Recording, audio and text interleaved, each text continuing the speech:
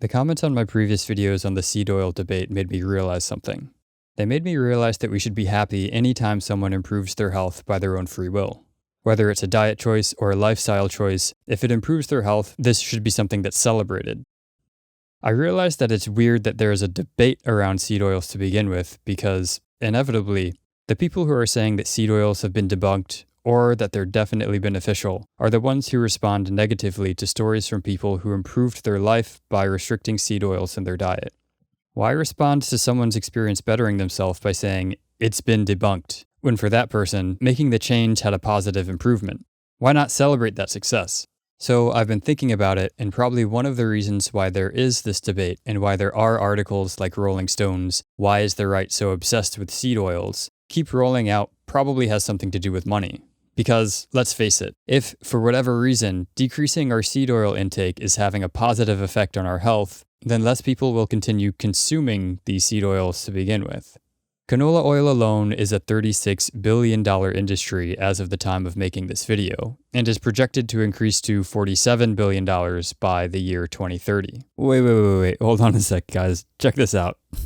They can't be serious. Mealworms, a new source of quality, sustainable protein. What do y'all think about this? Let us know in the comments below. Also, I'm 100% not advertising for this. This is ridiculous.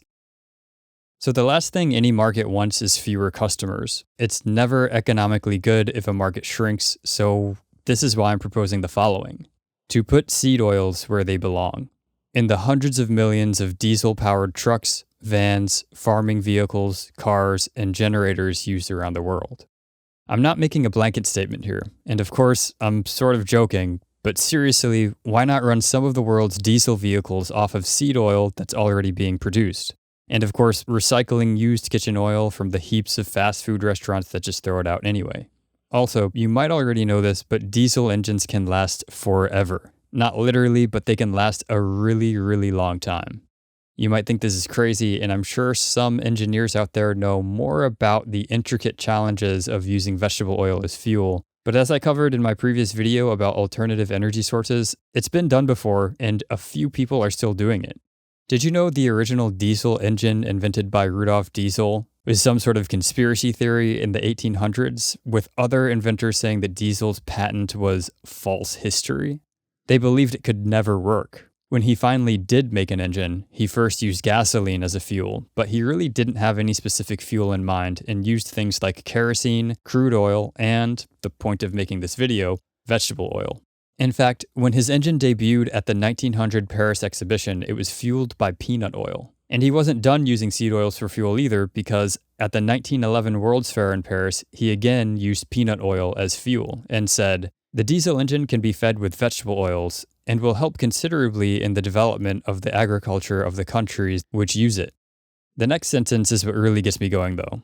One of the first uses of transesterified vegetable oil, also known as biodiesel, was powering heavy-duty vehicles in South Africa before World War II. Heavy-duty vehicles before World War II. Even if eventually the majority of passenger cars are replaced with battery-run electric vehicles, there's a good chance that most heavy-duty and commercial vehicles will still need to be diesel. Why not run some of it off seed oils? A couple years ago, I found a great video where farmers from Southeast Asia were reusing their family's cooking oil to fuel their diesel-powered plows. The video has since seemingly disappeared from the internet, but if anyone out there knows what I'm talking about, please share a link in the comments. It might have been a documentary, but I can't really remember. Anyway, I can't find it. Please help. While doing a bit of research for this video, I found out that canola oil and soybean oil are actually being used as biofuels right now. I've found so far they're mixed with normal diesel fuel for use in transportation, farming, mining, aquatic, and construction equipment. If you're wondering why the average person hasn't heard about this, it seems like most of the articles about this are from the biofuels futures perspective. So unless you're an investor or someone who works for a government sector related to biofuels, or maybe a biofuels graduate, you wouldn't have really known about this. But this all goes to show that maybe the human body isn't the best place for these seed oils.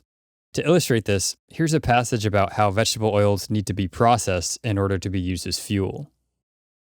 Crude vegetable oils contain trace amounts of naturally occurring materials such as proteinaceous material, free fatty acids, and phosphatides. If physical refining is subsequently employed, it is essential to degum oils that have high phosphatide content for both economic and product quality purposes.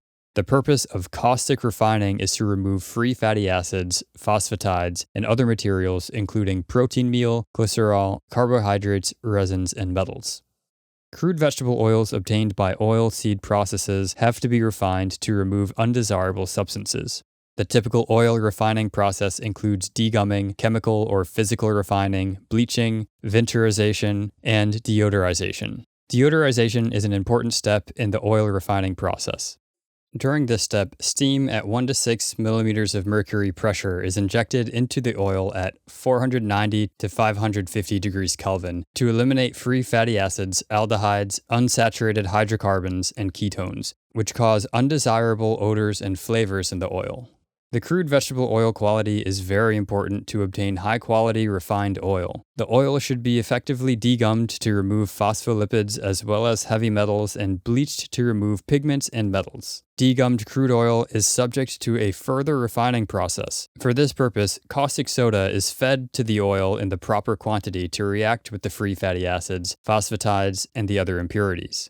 Soap stock and other impurities are separated from the oil by centrifuges. Caustic soda is not completely selective in reacting with the free fatty acids and phosphatides. Therefore, some triglycerides are hydrolyzed and saponified, broken down and converted into soap. In addition, some color reduction is also achieved by pigment removal. Does this sound familiar? The seed oils aren't refined so humans can eat them. They're refined so that diesel engines can eat them.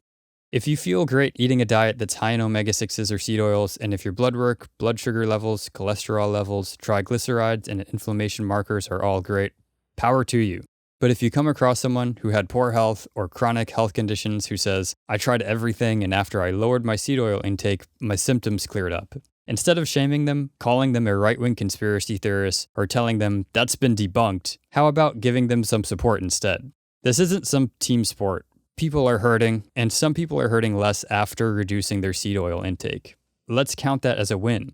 If you made it this far, thank you so much for watching. If you've learned something new or enjoyed this content, please like, subscribe, and share this with a friend. If you disagree with anything, or if I need to correct something, or if you just want to continue the conversation, please leave a comment below. Thanks again for watching. Take care.